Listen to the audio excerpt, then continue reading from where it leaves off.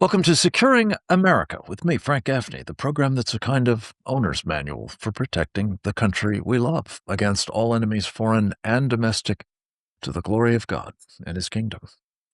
We're going to talk about some developments, both internal to this country and external to it, that have some very profound implications for our national security and, for that matter, the future trajectory of our country. We're going to talk about them with a man who, as ever, we have the privilege of being able to visit with on such topics, and as ever, look forward to doing so, because what invariably Rod Martin brings to all such conversations is not only a bit of common sense, to be sure, but usually a healthy optimism that is most welcome, especially given what we mostly deal with in this program, which is bad news. Rod Martin is the chairman of the Institute for the American Future. He is a serial entrepreneur dating back to his time with the early days of PayPal. He is a man who has, of late, transformed himself into quite a formidable pundit in our time, notably with his product, the Rod Martin Report at rodmartin.org. I strongly commend it to all of you. He is a dear friend as well as a very valued colleague, and we're always appreciative of his time. Welcome back, my friend, once again. Great to be here.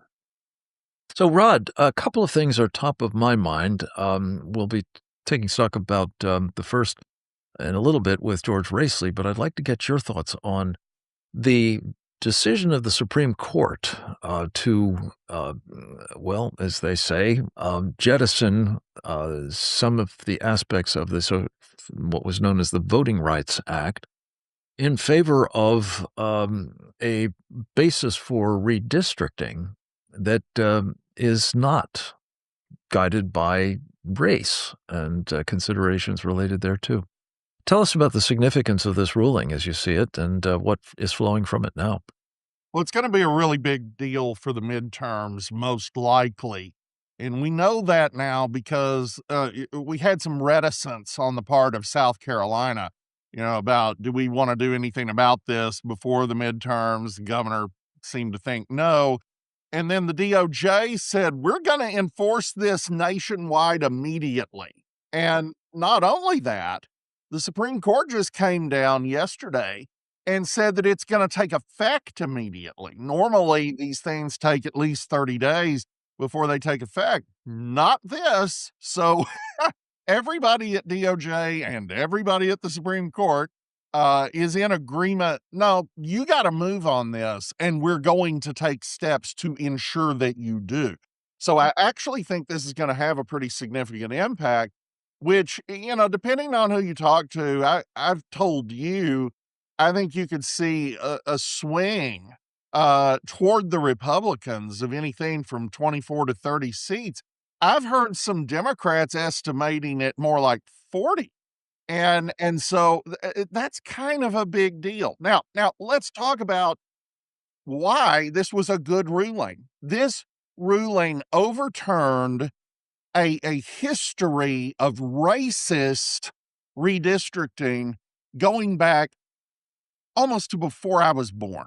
I mean, and it's just ridiculous. It's an inversion of both the Civil Rights Act of 1964 and the Voting Rights Act of 1965, which is directly addressed in the ruling. All the intermedia tells us is the Supreme Court has gutted Section 2 of the Voting Rights Act. No, you guys flipped Section 2 on its head. The law is plain, and the Equal Protection Clause of the 14th Amendment is plain, that you may not use race to determine these things.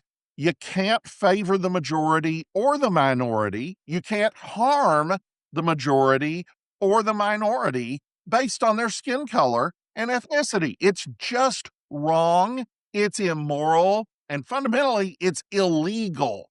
So the Democrats have been spotting themselves by my count, about 21 seats. But again, some people are saying as many as 40, entirely based on race.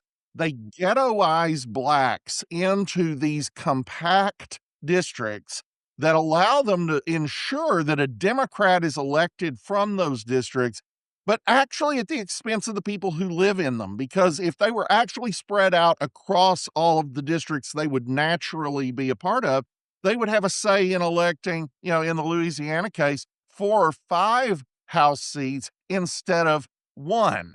So, if you believe that I can only be represented by a white person and a woman can only be represented by a woman and a Hispanic can only be represented by a Hispanic, well, first of all, you're a reprehensible racist and shame on you. And second, you're just out of step with the Constitution and the law. This has to end, and it is now ending. Yeah. To be the devil's advocate, you would have to acknowledge, I guess, that you may have a say in voting under a different arrangement, but the critics would argue that you won't have a dispositive say. You won't be able to actually affect the outcome because people of your race or sex or age or whatever are not as numerous as are others. Well, Your I thoughts? would I would be more open to that argument if history hadn't proven it false, because 2/3 of all black U.S. House members were elected from districts that weren't racially gerrymandered. We also elected Barack Obama by overwhelming majorities twice in a country where blacks are only 12% of the population. So what we really have to do is look at how our elections decided. And you know the answer. In 2000, we elected George Bush by 537 votes in one state out of 50. Again and again and again, we have these elections that are decided by 1,000 votes or less, sometimes 100 votes or less. So if you'd had more black people in some of those districts, certainly in the edge cases, they would have elected more representatives, not less. But the real point isn't even that. The point is you have a not mild, but not extreme exploitation of blacks to get more seats for the Democrats. But the bigger issue is you absolutely eliminate the possibility of more than a handful of black Republicans by concentrating a bunch of Democrats together in these districts and not spreading them out. Yeah, that's a very good point. And as you look at this map, there is widely expected to be a blue tsunami, given the level of agitation that the left has been exhibiting. Is it your expectation, Rod, looking at the map, that those 40 or even 30 Republican redistricted seats would be more than enough to hold the House?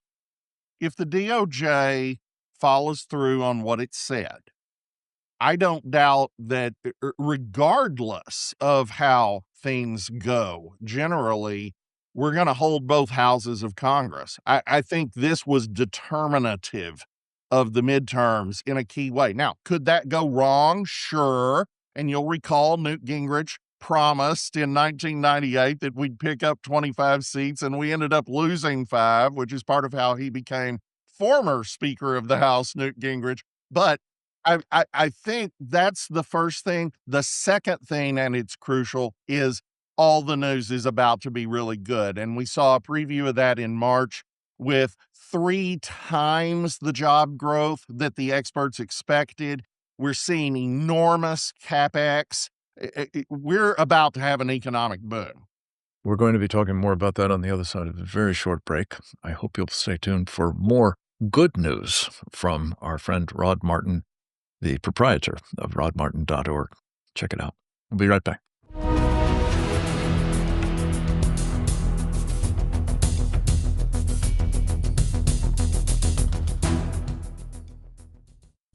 We're back, and so is the man in the straw hat. His name is Rod Martin. He is one of our most faithful and valued contributors to this program, for which I am profoundly grateful.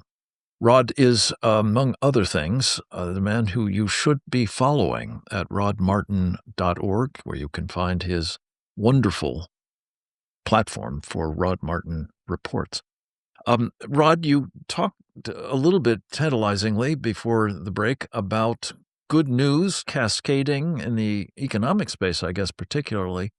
What do you say to those who are looking at gas prices at the pump being very high and concerns about inflation as a result and the lack of a conclusion to the war with Iran, all operating against those good news, or maybe even the very fact of, economic prosperity bursting forth?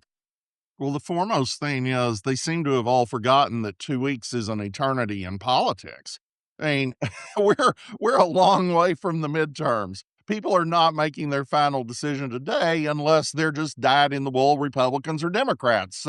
I mean, a certain amount of that's just silly. The second thing is they've forgotten their history. In 1984, we were still hurting in the early part of the year from the recession that began in 82, in part because Reagan and Paul Volcker decided to slay inflation once and for all. And they did, but the cost was a lot of pain in the short term. And in the beginning in 1984, nobody was predicting that Reagan was going to win 49 states or anything crazy like that. But by middle of the year, things had turned in a way that was just indisputable. And part of that was honestly the pageantry, the incredible victories of the Los Angeles Olympics, the contrast between the Democratic convention with its pastel patriotism live streamed from San Francisco, versus just the hardcore America that you saw at the Republican convention in Dallas. And of course, that's the year Red Dawn came out. I mean, everything went right. And that's what I think we're looking at now. When we came in at 3 times expected job growth in March, that's the tell. But we're also seeing this incredible CapEx boom that translates in the short term to a lot of construction jobs. So normal people don't necessarily feel it, but in pretty fast order, it translates to long-term, high-paying, upper middle class, blue-collar work. And the reindustrialization of America is the story. It's happening no matter how many media pundits tell you it isn't. And you can thank Donald Trump for that. My guess is the voters are going to thank him this fall. Interesting.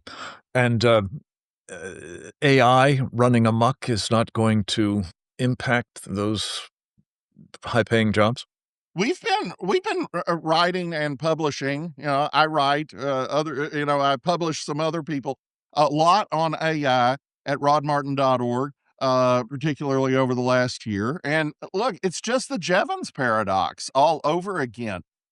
When bank tellers were going to all be put out of work by ATMs, what actually happened was banking profits went up, so they built more branches, and pretty quickly there were twice as many tellers as ever before doing more responsible work. And that's what AI is going to do. It's going to be a huge boon to the economy. There will be some disruption for a few people, but they will end up in better positions. Fascinating. Let me turn to another topic that you have addressed in your Rod Martin report. You have talked about it a little bit with us too, but I know you developed it more fully for this purpose. NATO. The president is miffed about the lack of support from that quarter in the Persian Gulf War.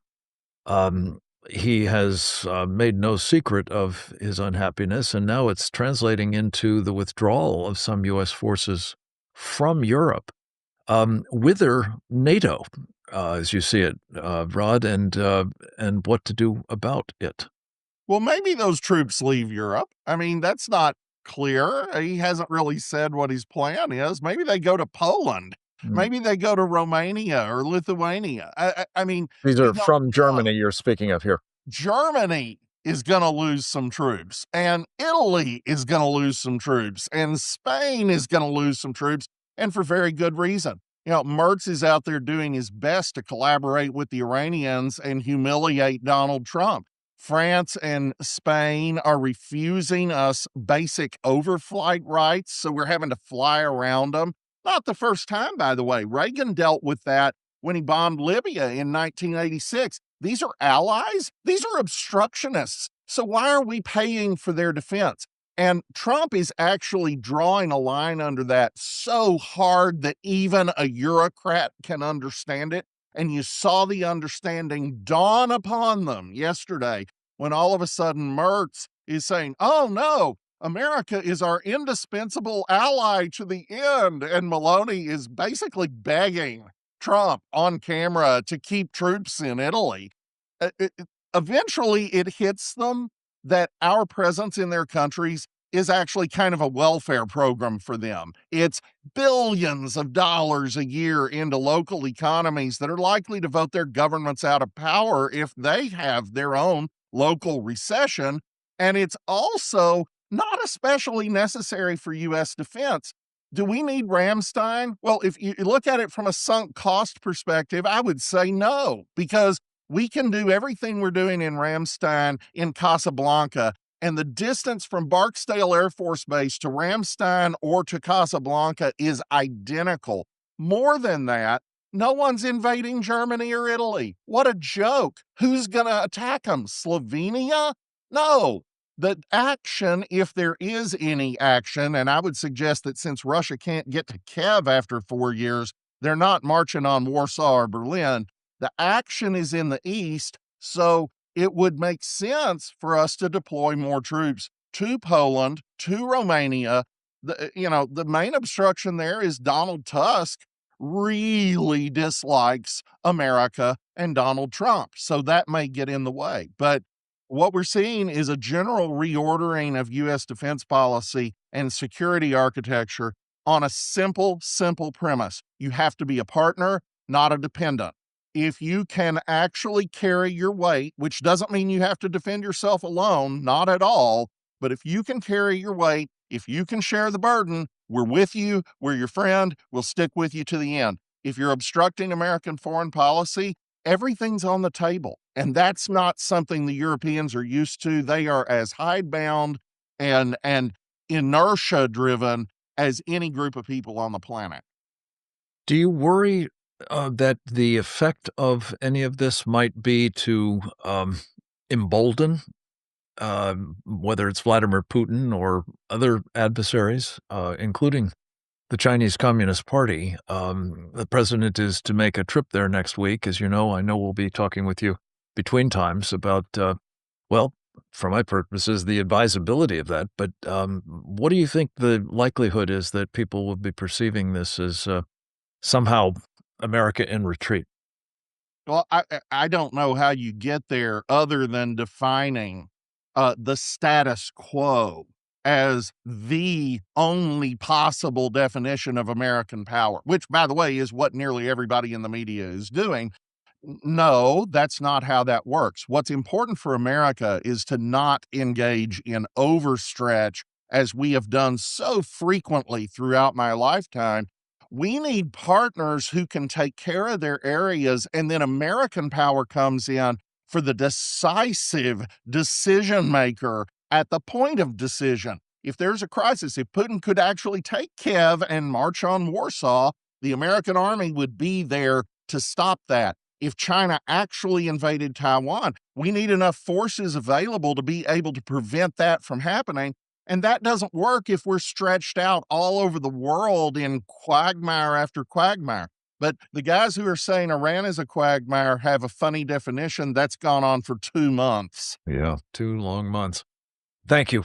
We'll so appreciate your time, Rod, and look forward to our visit with you next week. In the meantime, keep up the great work at rodmartin.org. We'll be right back, folks. Stay tuned.